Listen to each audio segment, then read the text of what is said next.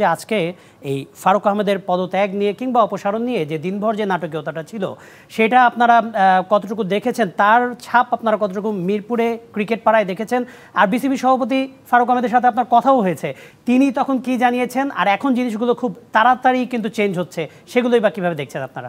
ধন্যবাদ। প্রথমে যে কথাটি বলতে চাই, আজ থেকে এক সপ্তাহ আগে ক্রীড়া মন্ত্রণালয় থেকে একটা চিঠি আসে এনএসসির সচিব বরাবর, যে চিঠিতে আসলে সেই বার্তাটাই ছিল, অর্থাৎ বিসিবি সভাপতির পদে পরিবর্তন চায় জাতীয় ক্রীড়া পরিষদ এবং ক্রীড়া মন্ত্রণালয়। সেই চিঠিটা কিন্তু এখনও বোধহয় আসলে এনএসসি সচিবের টেবিলেই রয়েছে, সেটা আসলে বিসিবির প্রেসিডেন্ট বরাবর এখনও পৌঁছায়নি, এবং যার প্রেক্ষিতে আমরা দেখলাম যে গতকাল রাতে বিসিবি প্রেসিডেন্টকে নিজ বাসভবনে ডেকে ক্রীড়া উপদেষ্টা আসিফ মাহমুদ সজীব ভুইয়া তিনি আসলে জানিয়ে দিলেন যে আসলে বিসিবির সভাপতির পদে তারা আসলে পরিবর্তন চাচ্ছেন। সেই পরিবর্তনটা আসলে কিভাবে হবে এবং কখন হবে সেসব নিয়েই আসলে আলোচনা হয়েছে, এবং সেখান থেকে আমরা যেটা জানতে পেরেছিলাম গণমাধ্যমের সূত্রে, যে বিসিবি সভাপতিও আসলে তিনি সময় চেয়েছিলেন যে তিনি বিষয়টা নিয়ে আসলে ভাববেন, এবং এমনও কথা হয়েছিল যে এখানে ভাবা হচ্ছে মানে অন্তর্বর্তীকালীন সভাপতি হিসেবে, নির্বাচনকালীন সভাপতি হিসেবে আমিনুল ইসলাম বুলবুলকে, সেই বিষয়টাও কিন্তু আসলে বিসিবির বর্তমান সভাপতি ফারুক আহমেদকে আসলে জানানো হয়।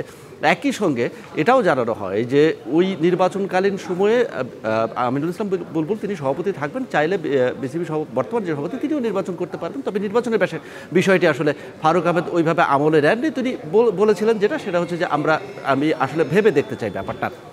কালার এক্সপার্ট, জর্জ স্যাপ এবং মাইল্ড অন হ্যান্ডস টেকনোলজি সমৃদ্ধ অরিক্স ক্রিস্টাল ওয়াশ আপনার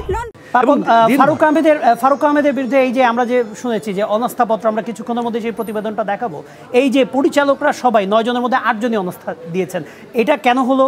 আর মানে অভিযোগ তো অনেক ছিল, কেন এই বাংলাদেশে প্রথমবারের মতো কোনো বোর্ড প্রেসিডেন্ট প্রথমবারের মতো যার বিরুদ্ধে পরিচালকরা অনাস্থা দিচ্ছেন, এটাই বা কেন হলো? আমি সেই প্রসঙ্গটাতেই আসলে আসতে চাচ্ছিলাম। এর পরবর্তীতে দিনভর যেটা হলো যে ফারুক আহমেদ বিভিন্ন জায়গায় বিভিন্ন গণমাধ্যমের সাথে কথা বলছেন, এবং এক পর্যায়ে তিনি আসলে আমাকেও যেটা জানালেন সেটা হচ্ছে যে তিনি আসলে পদত্যাগ করতে চান না, তিনি পদত্যাগ করতে হলে নির্দিষ্ট কিছু কারণ চাইবেন, সেই কারণের পরিপ্রেক্ষিতে তিনি আসলে পদত্যাগ করবেন।